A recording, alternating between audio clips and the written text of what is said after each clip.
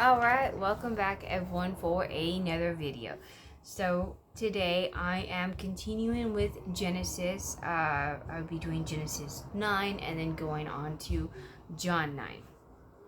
So what I'm just going to do is I'm going to read the very last verse of chapter 8 and then continue on into chapter 9. And we left off with God's covenant with Noah, and then it goes into Noah's descendants. So let's go ahead and get into that. Okay, so the very last verse, chapter 20, or verse 22, I mean, while the earth remains, seed time and harvest, cold and heat, summer and winter, day and night shall not cease.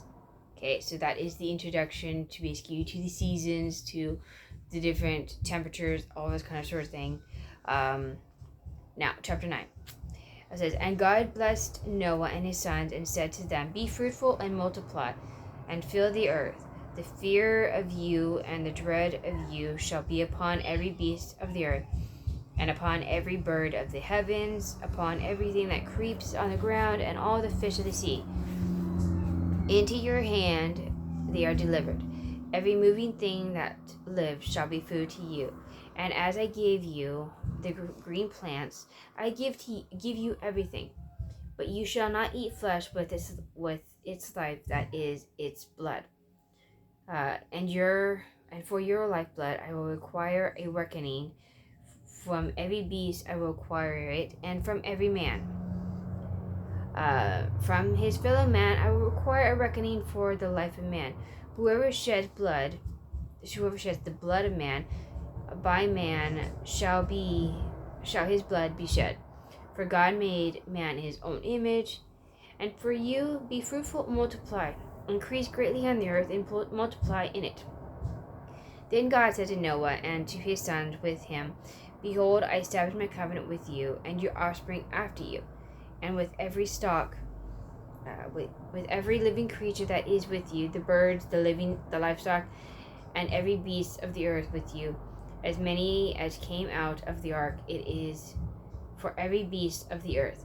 I establish my covenant with you, that never again shall all flesh be cut off from the waters of the earth, or waters of the flood, and never again shall there be a flood to destroy the earth." And God said, "This is the sign of the covenant that I make between me and you and every living creature that is with you, for all future generations. I have set my bow in the cloud, and it shall be a sign of the covenant between me and the earth. When I bring clouds over the earth, and the bow is seen in the clouds, I will remember my covenant that is between me and you and every living creature of all flesh. And the waters shall never again become a flood to destroy all flesh. When the bow is in the clouds, I will see it and remember that the everlasting covenant between God and every living creature of all flesh that is on the earth." God said to Noah, "This is the sign of the covenant that I have established between me and all flesh that is on the earth."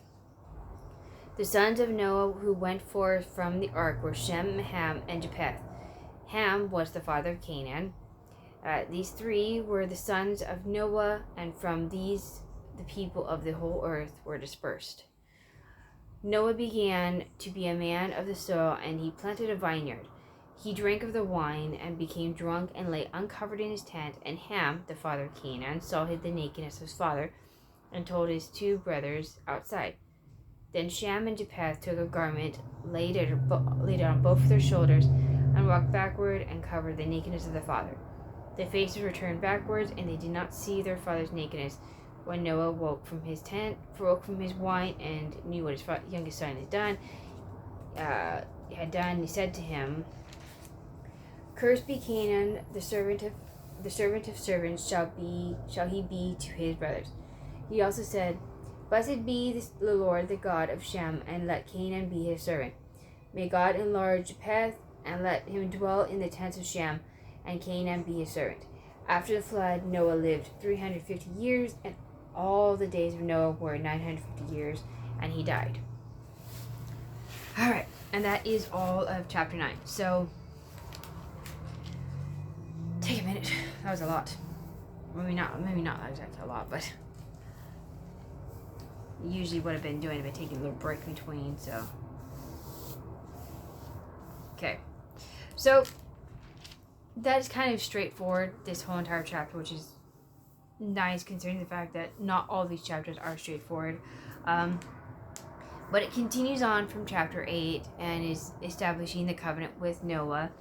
And the first time he actually mentions covenant.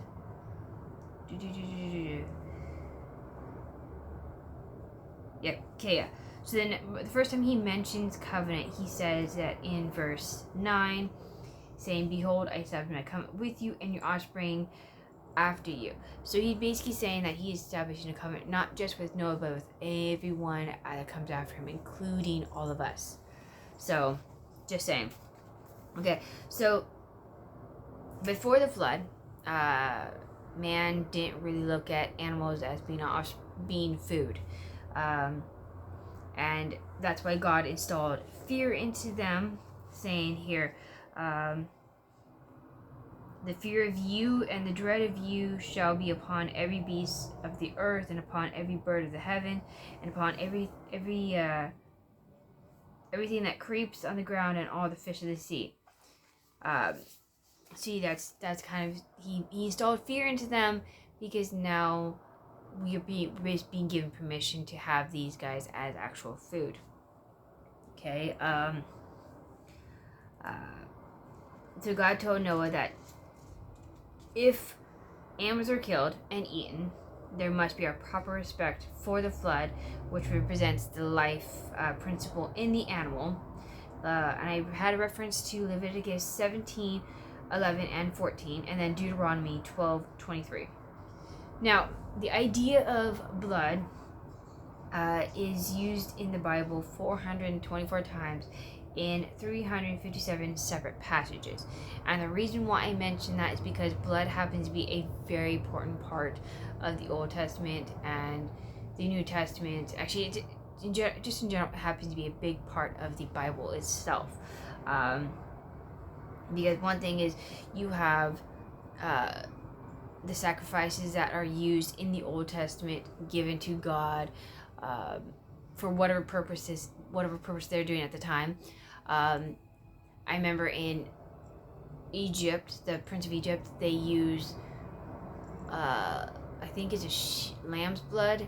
They put it over the door frame for when that the angel of darkness comes, and if the lamb is there, or I mean if the blood of the lamb is there, the angel of darkness would pass over them.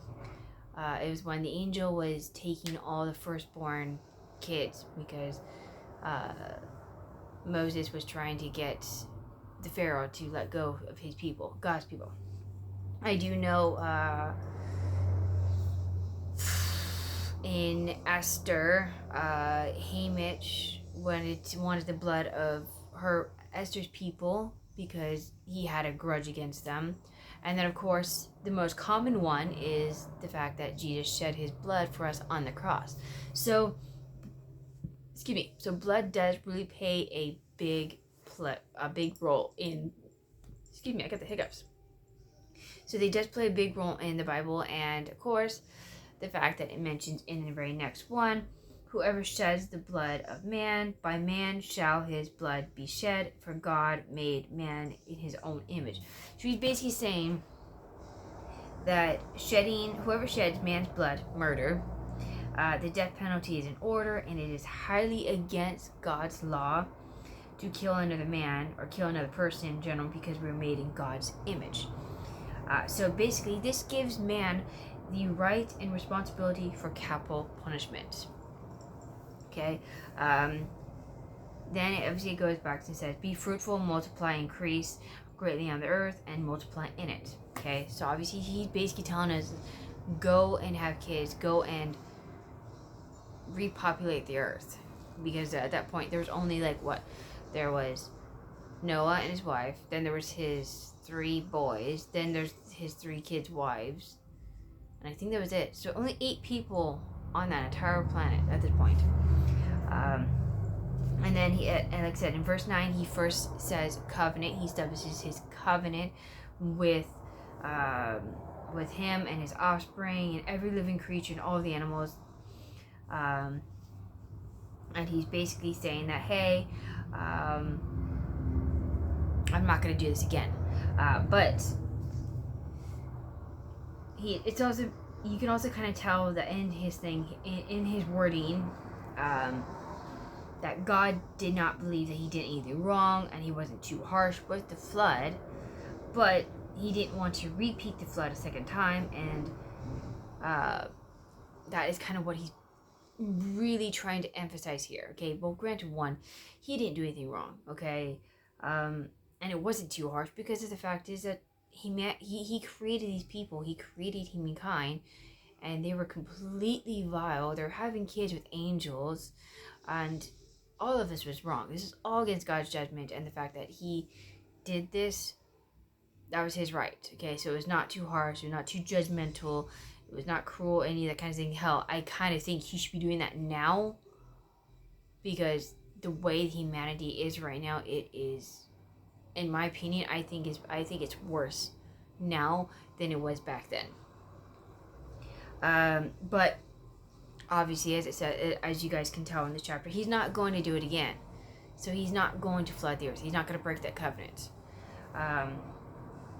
So as much as I say that we are due for a worldwide flood, we're not going to get it. I mean, he said we're not going to get a worldwide flood, but there is possibility of a other worldwide catastrophic events that we can go through. Just saying. All right. So also at this point too, this is the time when the angels who had sinned and had kids with women were also imprisoned, and the lifespan of man was shortened. So when he says bow, he's meaning rainbow.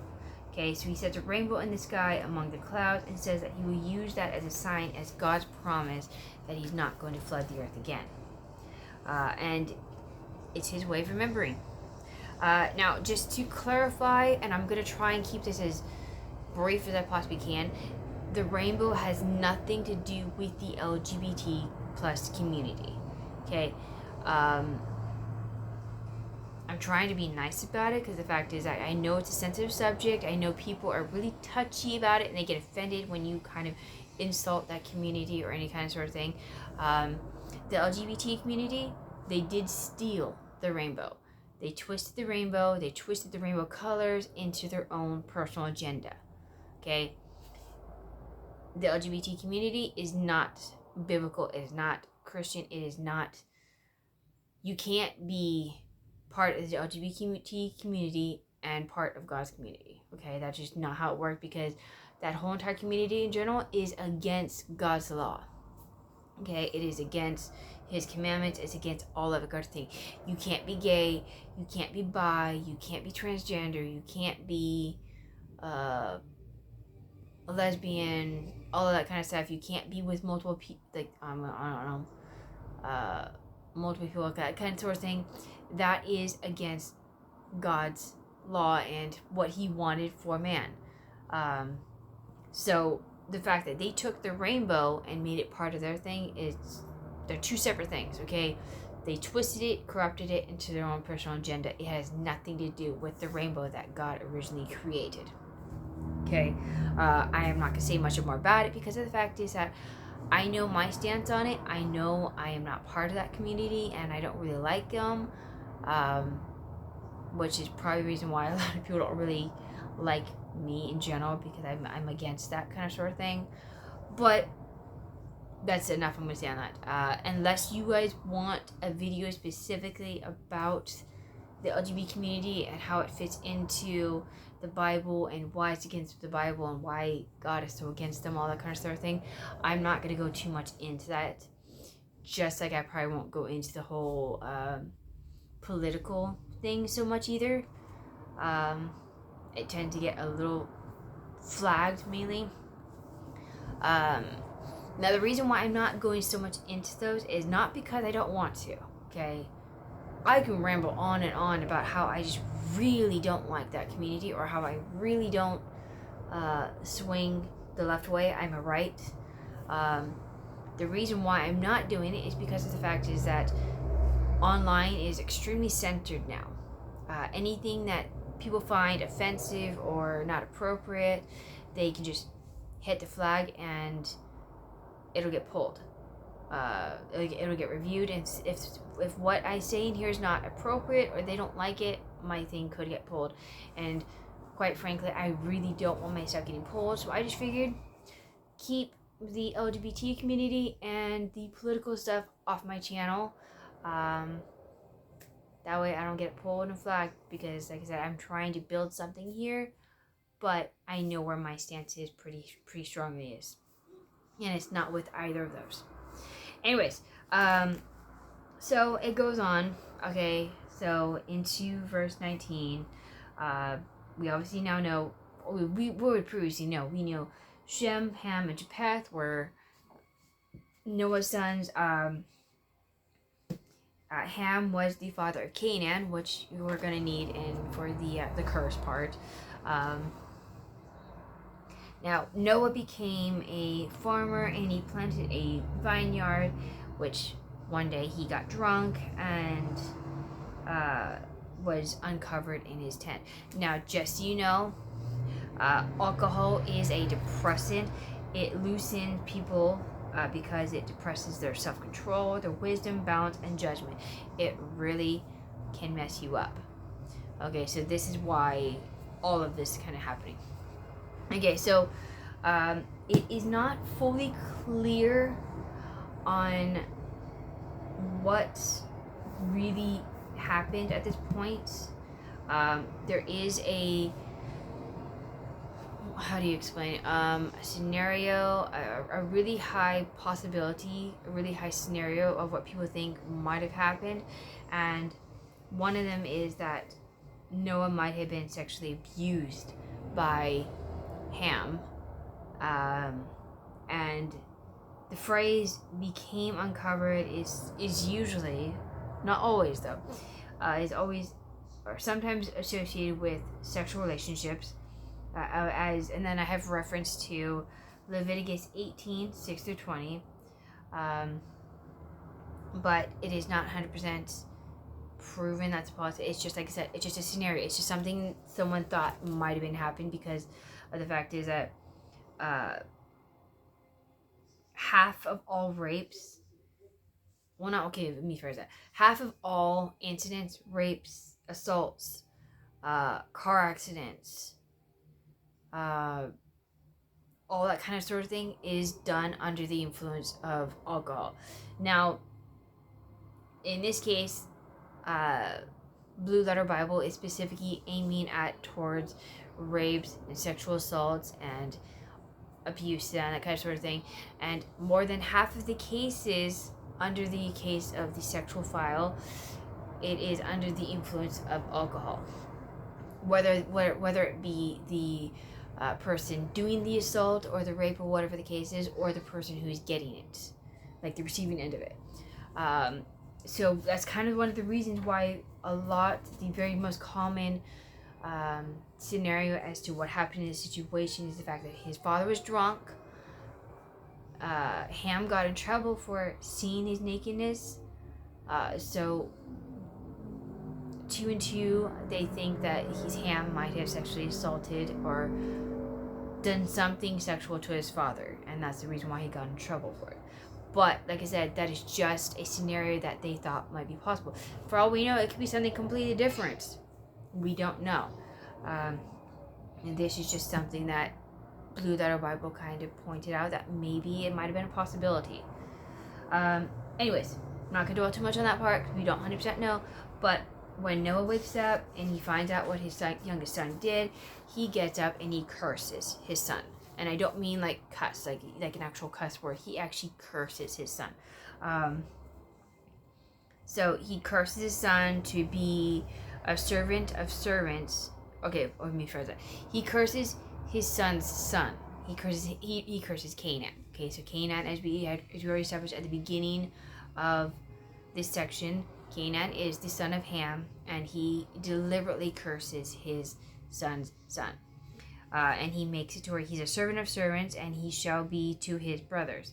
Then he blesses his two brothers, his other two sons, because they did not look at his nakedness. They actually did what was supposed to be done. They put cloth over their shoulders, walked backwards, and dropped the fabric over his nakedness, covering him.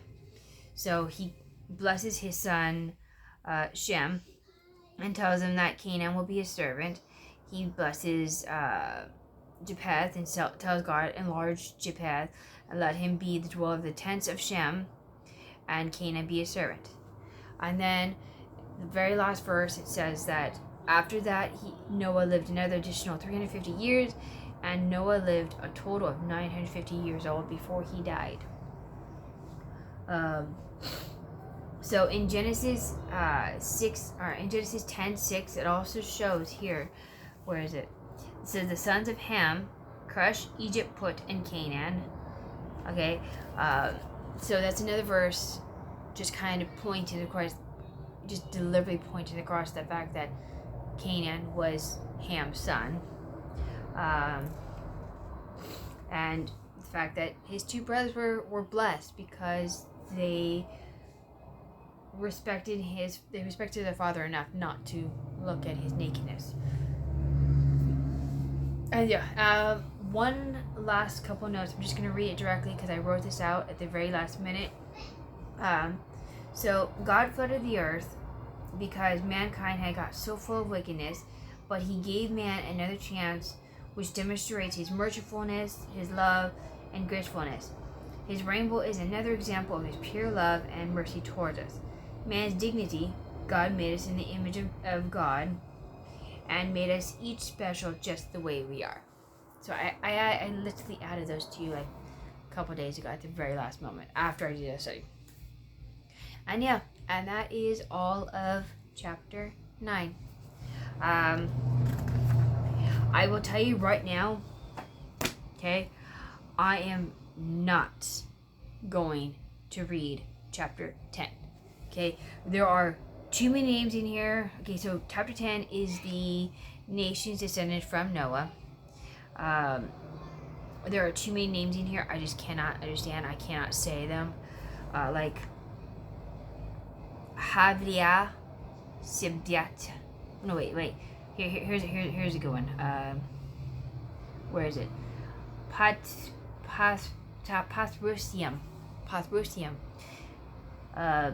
Casluhim.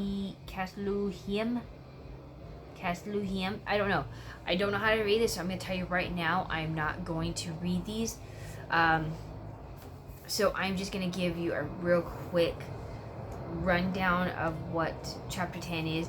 Unfortunately, next week I'm going to do chapter 10 by itself of just John, because I'm going to cover 10 right now. So as you guys can tell, chapter 10 right now is just a genealogy of Noah, and God had told them in chapter 9 to go and multiply to the flood, and that's exactly what they did. So Shem, Ham, and Japheth had several sons dividing among the world, and they made up some of the nations that we have today. So here's what the descendants of Ham, they populated African and the Far East, and Cush's family divided between founding Babylonian and Ethiopia. Mizraim refers to Egypt. Put refers to Libya, the region of North Africa west of Egypt. Canaan refers to Israel and its surrounding areas. One son of Cush that is noteworthy is Nimrod. He was a might one on earth, or let me first phrase that. He was a mighty man. Okay, so Cush father. So in verse 8 of chapter 10, it says, Cush fathered Nimrod. He was the first on earth to be a mighty man. He was a mighty hunter before the Lord. Therefore it is said, like Nimrod, a mighty hunter before the Lord. Okay. So Nimrod ruled over Babel, which was the first organized rebellion of humans against God. Because Nimrod literally means let us rebel. And then in verse 9, verse 9 was not a compliment, but that he was an offense before the face of God. He was a hunter, not of animals, but of man, a warrior. Okay, so literally he was basically saying,